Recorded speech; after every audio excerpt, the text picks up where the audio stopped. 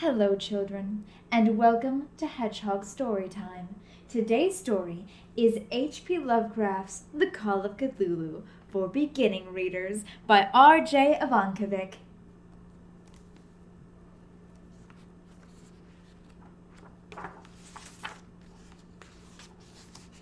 1.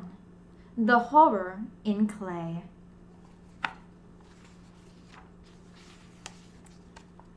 The most merciful thing in the world, I believe, is humanity's failure to fully conceive of the cosmical horrors we've yet to reveal, and which up until now I have tried to conceal.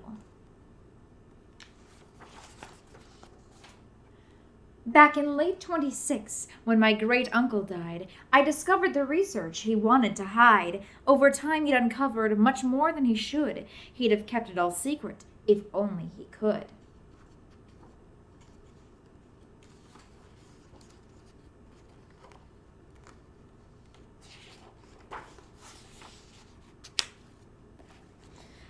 But Professor George Angle has met with his fate, and exactly what killed him has caused much debate. The physicians have claimed there's no reason to doubt that his lengthy walk home caused his heart to give out. The more sinister truth, I have heard people say, he was shoved by a sailor who stood in his way. And my poor Uncle George, he was really too old to survive such a bump on a hill in the cold. Shortly after his death on that hill by the sea, the professor's belongings were given to me. I was sorting through all of his research one day when I found a monstrosity made out of clay.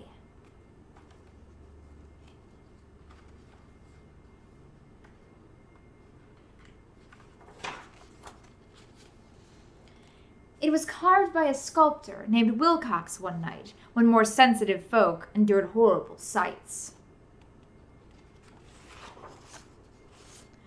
The young sculptor was puzzled by what he had made, by the script and the creature his carving displayed. So he sought out an expert who'd know what they meant, who'd explain his mad visions and where his mind went. It was fortune that brought him to Angle's front door. You see, Angle had seen such a creature before. The professor urged Wilcox to try and recall all the things he had dreamed of, no matter how small. When the sculptor had coughed up the sounds that he'd heard, it confirmed something quite supernatural occurred. Cthulhu for talking.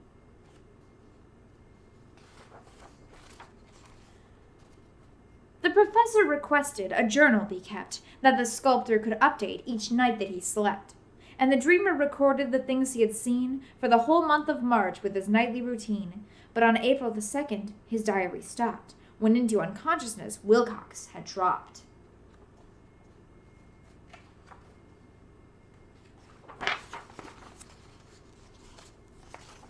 I believed it was probably some kind of hoax that my uncle fell victim to Wilcox's jokes. For a time I was willing to let it all pass, until later I read of Inspector Legrasse.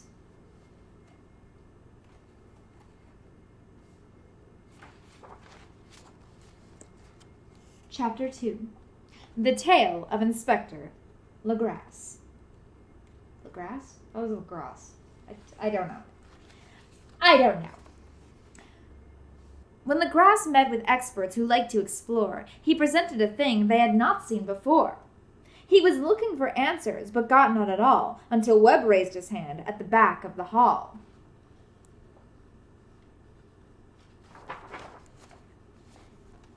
He had seen something like it a long time ago. It was worshipped in Greenland by strange Eskimo.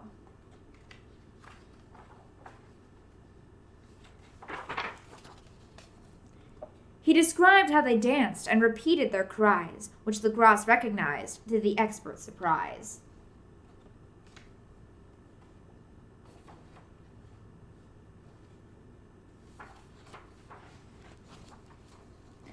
He went on to reveal where his knowledge was gained. He'd encountered a cult, the inspector explained. They had told him the meaning of the words they'd been screaming. In his house at Rillier did Cthulhu waits dreaming.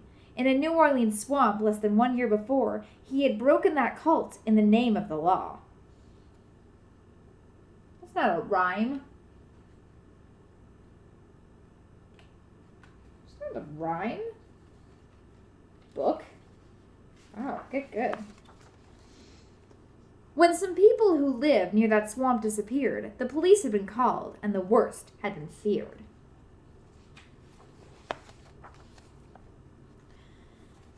There were rumors of crimes being kept out of sight in the heart of the swamp in the midst of the night.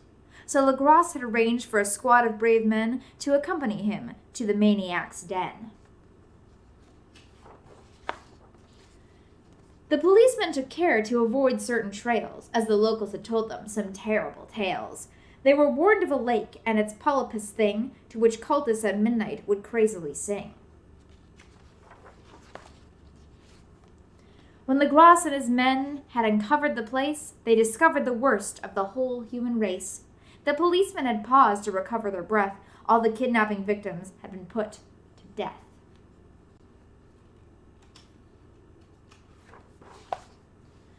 With the cultists locked up by the end of the day, the police had to know why they'd acted that way. Then a cultist named Castro had spoken with glee when describing a city lost under the sea.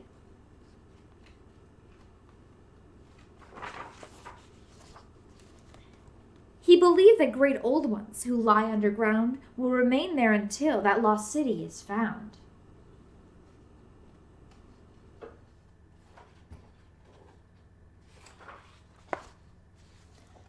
Great Cthulhu once led them across outer space when they flew here to Earth from some faraway place.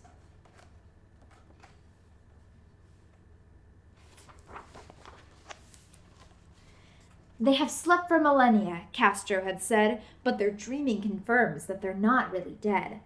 When that city named Rilgay comes up from the deep, then Cthulhu will stir and give up his great sleep.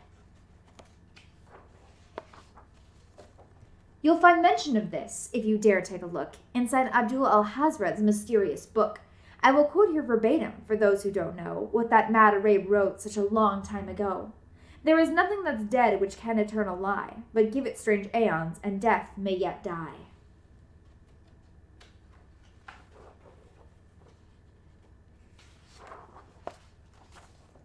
So Cthulhu's cult study the skies every night, knowing Rilgay will rise when the stars are just right.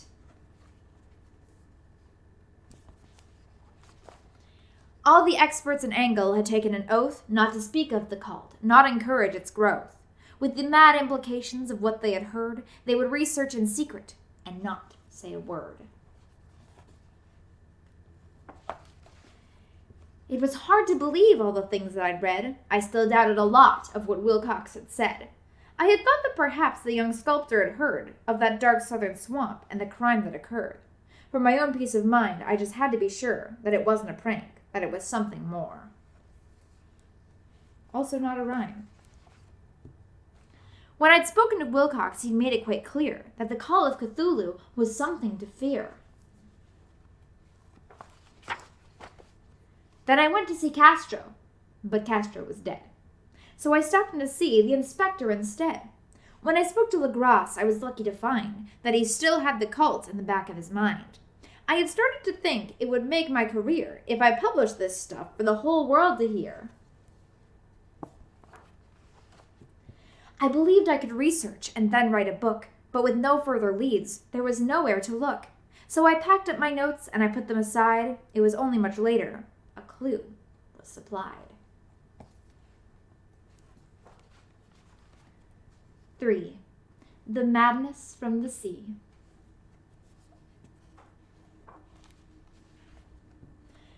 I was studying rocks from all over the world when a sheet of old newspaper from Sydney unfurled. On that faded old page, a forgotten report told the tale of a schooner whose trip was cut short. Of 11 crew members, 10 failed to return, and the loss of the Emma had caused some concern. After meeting a yacht which had ordered them back, it appears that the Emma fell under attack. When the Emma was sunk, there was nothing to do but to seize the Alert and abandon her crew.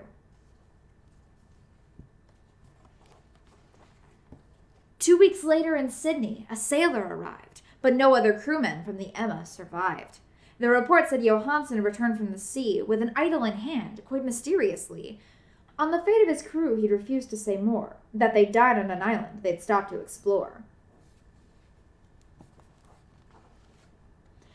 The events had occurred in the very same week that young Wilcox's nightmares had been at their peak.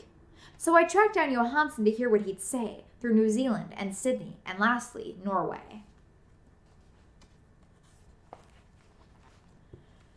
Then Mrs. Johansen had come to the door. She explained that he'd died just a few months before. He had never revealed what had happened at sea, so she took out his logbook and gave it to me. He had written in English to help spare his wife from the terrible knowledge that ruined his life. In that book he described the strange place he had seen, and I knew that Terwillier, the sailor, had been.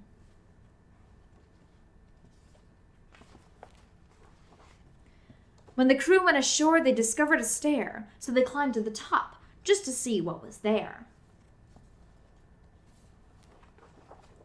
Then Johansen described how a door opened wide, and they heard something stir in the darkness inside. He recalled that they froze, and that nobody spoke. So intense was their fear when... What do you think's gonna happen? Cthulhu awoke! Bleh!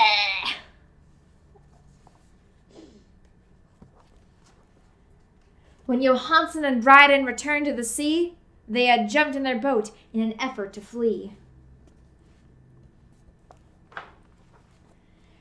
As Johansen prepared to escape in the yacht, he discovered the boiler was not very hot. When the sailors then learned that Cthulhu could swim, poor old Dryden went mad, and the future looked grim. The Alert started moving, but not very fast, and the creature drew closer each moment that passed. There was nothing to do but to steer with the wheel, till Cthulhu's huge head was lined up with the keel.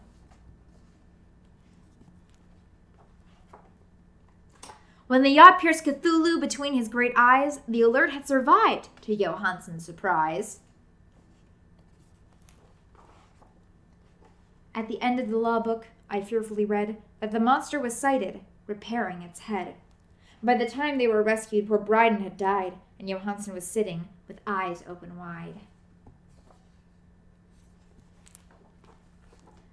Then the rescue ship Vigilant sailed past the spot where the city once was, but by then it was not.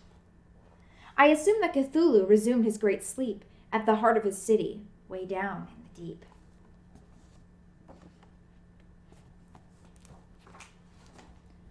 I discovered the sender of Wilcox's dreams, and I'm certain there is more to the cult than it seems. But the knowledge is more than just one man can take, and in knowing, I fear that my mind will soon break.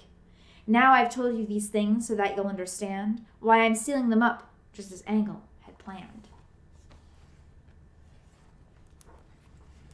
Just remember the cultists are out there somewhere, keeping track of the secrets they don't want to share. Found among the papers of the late Francis Wayland Thurston of Boston. Thank you everyone for joining me for the Call of Cthulhu, and I hope to see you all soon. Have a good day.